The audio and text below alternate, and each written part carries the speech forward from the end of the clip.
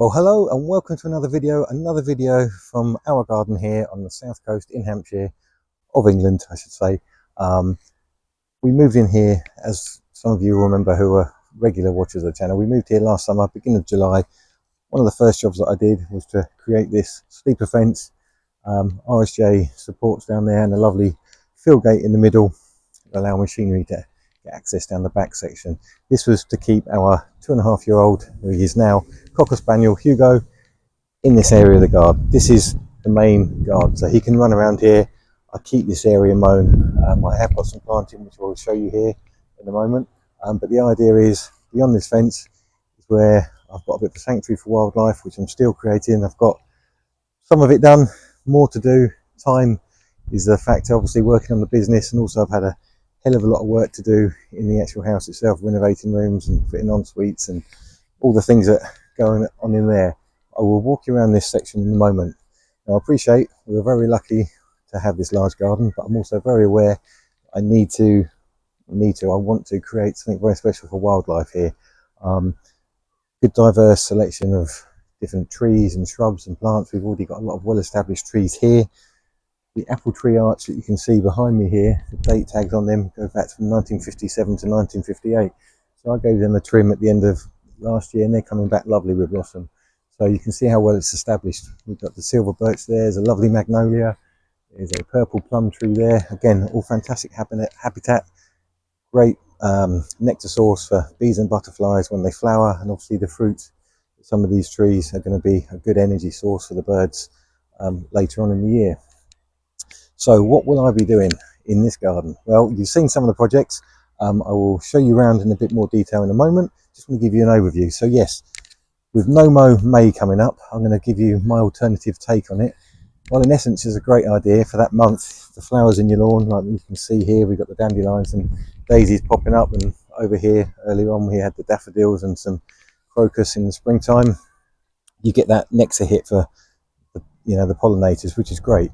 But what happens is on the 1st of June, when everybody cuts their lawn, all the insects that have laid eggs in that tall grass or used it as a habitat, things like the moss, certain species of butterfly, your crickets, even daddy longlegs, the crane fly, some beetles, and everything else that's going to be used in that, you cut it down and you're killing off a whole environment of life, really. So ideally, what I always say to people, if you can spare a section, normally off to the side of your lawn, and just leave that growing over summer. Don't cut it back. Let it grow from April till September, and just let that develop. That's a much better idea than cutting your entire lawn in April, letting it grow from May, and then killing it all off again. You're better off having something that's a bit more of a longer lifespan, or even better, a wildflower area in your lawn, which you've seen me create for customers, and the one I've got developing down there, which you saw in another video that I planted at the beginning of the year, which again I'll take you down there in a moment and show you. So yeah, I keep this mown because we've got a dog. This is our main garden, but I am lucky enough that I can develop or leave that section down there more for wildlife. Anyway, let's take the camera down there now. So walking down towards the gate. Now this area here I created a couple of months ago. This, when we moved in here, was a wildlife pond down here, but it hadn't been looked after. It had been leaking, it had dried out. And to be honest with you, because we've got the dog here, I didn't want to pond this side of the fence because he'd just be in it and then run back inside and making a mess. So I bought a load of high quality soil in, and I've replanted it. So this was originally here, but I brought in, I've got my Six Hills Giant, a great pollinator friendly plant there. We've got the Simon Bowles Mauve, we've got some primroses. These alder buckthorn here and here I actually bought from our last house, because I bought them when they were this big, these little saplings, and these are a great food source for the brimstone butterfly, the lime green butterfly. So I really love them. I managed to see a couple of those in the garden at the weekend, along with some orange tip, which I tried desperately to get some footage of, but they were darting around so quick it was pretty difficult. And also here we've got a hibiscus. At the back I've got some viburnum hedging, which again I want that to develop up. That's going to be a great food source with the berries that they develop later in the year for birds. And also, so when it becomes more of a hedge, it's going to be good habitat, and also the pollen is great for pollinators. Got some English bluebells I planted there by that log stump. I've got a ragged robin here, again, great pollinator for any plant. Got a forget-me-not up the top, and a really great one here, bird's foot trefoil, which has lovely yellow flowers once it kicks in, and I've got some more of those planted further down, which I'll show you in a second. Over here I've got my bird feeders, and then you saw a couple of months ago I built these sleeper planters for the vegetables, so these are coming on nicely now. Strawberries, got some sweet corn, 4 different varieties of potato, spring onion, garlic and some parsnips in there, and then I run out of room, so I need to build even more beds.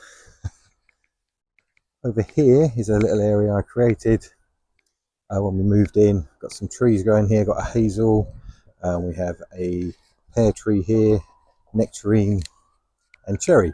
So again, the blossom on these is going to be a great source of nectar for pollinators, and the fruits, obviously we like eating them, but any that fall on the floor, the birds can eat them as well, and obviously things like wasps will feed on them.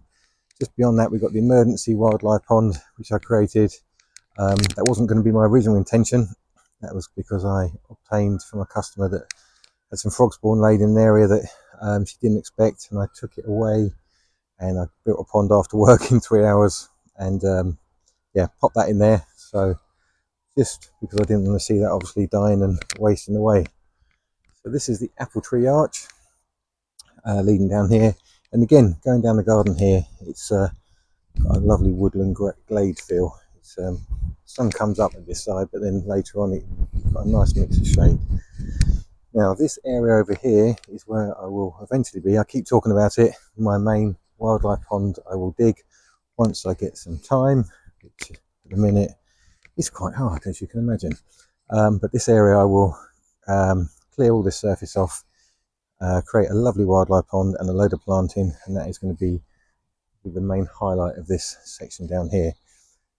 And I will use the soil I'm digging out to level up here, and in this section I will be I'll be planting even more different varieties of fruit trees in here, again for us to eat, and also diversity for the pollen and the leaves and the habitat opportunities that they will bring in their own respective ways. And here I'm just, when say we moved in summer, so I didn't see what the spring plants were, but over here in the spring we had a lovely load of cowslip, and there was crocus and all sorts growing up through here. But I'm leaving these nettles growing. A lot of people think nettles cut them down. Now first of all, they're not bothering me down here at all. It's an area of the garden that it's really only me that goes down here, and the wildlife. We've got a section of nettles there and another section over there. Nettles are fantastic habitat. They're going to be host to over sort of 40 species of insect, and they're a food source for several types of butterfly, tortoiseshell, painted ladies, commas, to name a few, and obviously anything else that wants to eat the leaves will grow their eggs on them. So I'm leaving those, they're not doing me any harm, and again they're a nice tall habitat now, so birds can even rummage their way down in there and find all sorts going on. Now what I'm creating here is some mown pathways and letting everything else grow. So as you can see, I've kind of got this track now starting to shape nicely. I want to leave all of this growing up here. I've got another section I'm letting grow here. Again, I planted some ragged robin, bird's foot trefoil, and some self-hill, and whatever was in the ground already that I've left. This is going to establish mown pathway there, which goes around the side of that shed to where the wildlife pond will be. And this is the famous dead hedge. You saw me start creating this very beginning of the year when it is still cold and wet, and that's come on lovely now. I've done a couple of updates on that since. That's about 2.5 foot thick there, and that's coming on very nicely indeed. So a bit more to go down there. I'm sure by the end of the year, with all the cuttings, that will soon fill up.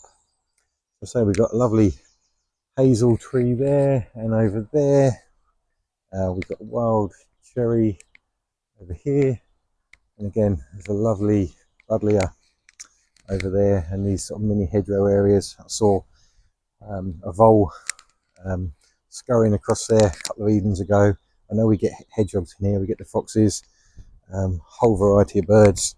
I've got a couple of nesting blackbirds that are in and out of their nesting area further down the garden, collecting bits and pieces for their nests. I've had blue tits. Just walk up here again. There's a nesting box that is already here. Wasn't one of my Viking Garden Creations ones, but is already here on this shed. Oh, and you can just see them now. I caught a video the other day of them in and out of that nest there. There we go. Speak of the devils. A little look while we're here, in and out. So that's fantastic. So family blue tits, family of blackbirds on the way. We get starlings, there's magpies, there are sparrows, lots of robins. The robins are very inquisitive around the dead hedge area and on the feeders. What else have we got? We've got some wrens coming in and out, which is lovely. Pigeons, as always, never too far from a pigeon around this way.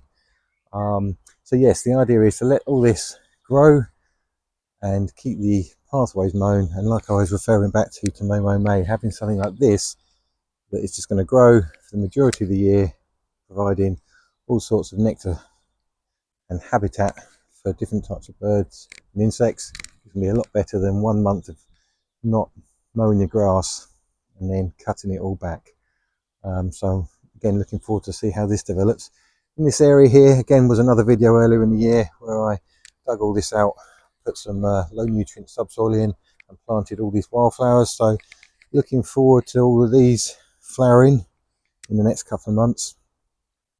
And I've got some other plans coming up further up in the garden behind where I was first talking to you from. I've got some more shady areas where the conifers already are. I'm going to be planting some shade-friendly trees, wildlife-friendly trees in there, some Guelder Rose, some Mahonia, and some shade-loving wildlife flowers. And also out the front, which I'll show you in a minute, we've got some raised planters. But I'm going to clear an area there where I can get some soil loaded in, and so again, some more shade-loving wildlife, or wildflowers, I should say, in there. Yeah, so food's coming on lovely over there. Fruits over here, so we get some more fruit trees in over this section, and then I will update you as I go along. But like I say, key thing is, if you can afford a bit of room in your garden, let an area grow.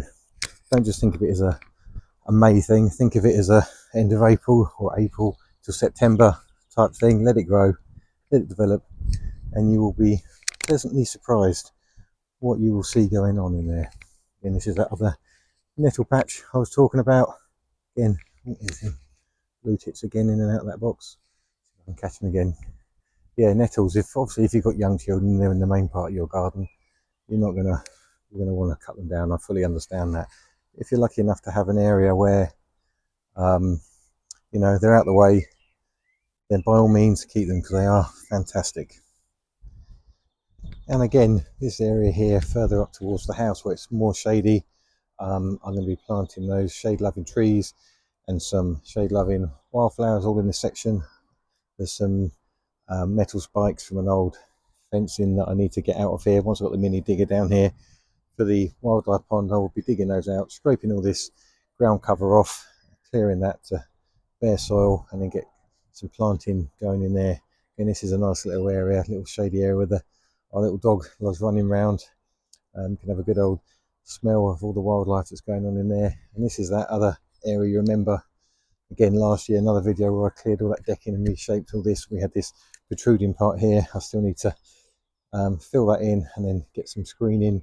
Still in two minds whether just to get some trellis in and get some honeysuckle growing up at there, or maybe some stacked stonework there and make a bit more of a feature of it.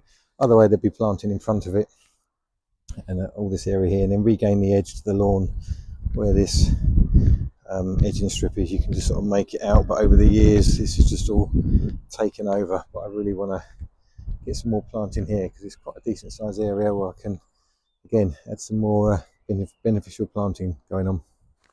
So this is the area around the driveway where these sleepers are. We've got this ivy and some overgrown grasses growing through in front of the conifers.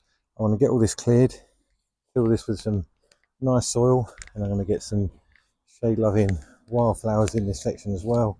This only really gets to very late evening sun when it comes this way into the driveway. So that's another upcoming project.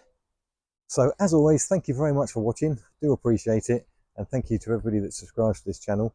Hope this has given you some ideas what you can do in your garden, areas you can leave, and the benefits of doing so, rather than just No-Mow May and cut it back as soon as June comes along. I will be obviously doing further videos showing you what I'm going to be planting in these different areas as and when I do it. Hopefully that long-awaited wildlife pond won't take too long. I'm so desperate to do it, but it's like anything when you're running your own business and you're the only one in it, you know, between the extra work, the paperwork and the quoting, it's just not enough hours in the day, but I will get that done. I promise. Anyway, until the next one, bye-bye.